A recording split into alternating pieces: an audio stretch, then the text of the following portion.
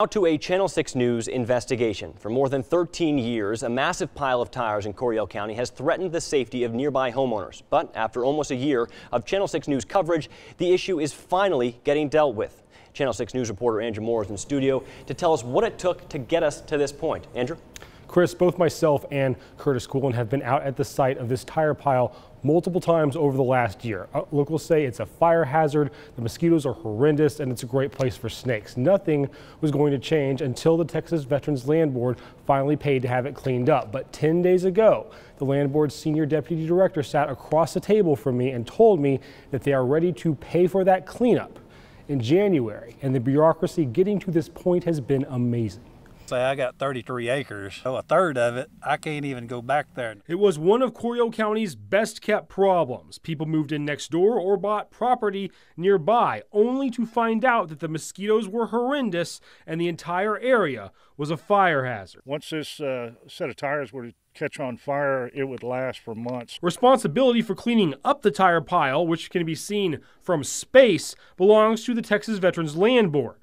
After we did several stories, the Texas Veterans Land Board put out a job posting for the cleanup, picked a contractor, and said they would pay the contractor to do the job at the July 27th board meeting. But that didn't happen. We believe that the bid is feasible given our estimate. There are questions surrounding whether our estimate is accurate. The board didn't pay for the cleanup because they didn't actually know how big the job was. Turns out the 9,000 tons put on the job post was a guess. I wouldn't say it was an actual estimate based off of the history of things that occurred before Commissioner Bush was here. So after July, the board had to hire a different contractor and provide an accurate estimate, which meant keeping their original job posting and the cleanup effort in limbo for months. Coryell County wasn't happy. If they haven't counted them by now, what is the holdup? It's in my opinion, counterproductive.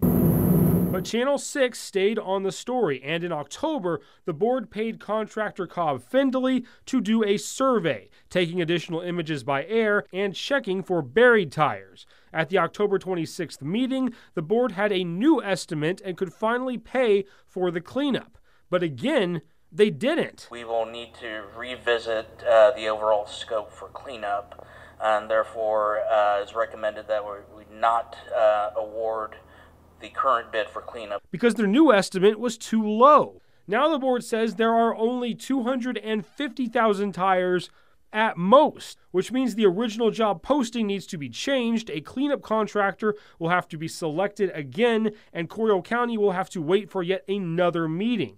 But Channel 6 wants this resolved. So I sat down with Land Board Deputy Director Matt Elledge in Austin to see if he could assure me there would be no more delays.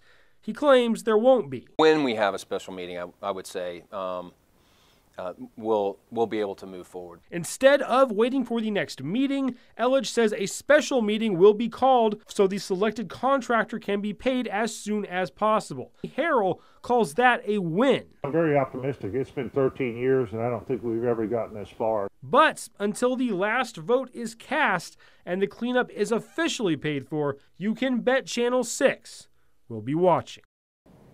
The Texas Veterans Land Board tells me they will have an updated job posting in the next 3 weeks, and in 5 weeks, they will have a contractor selected for cleanup. That contractor should be approved in early January, so the work can finally start. Chris? All right, Andrew Moore, thanks so much. Great job as always.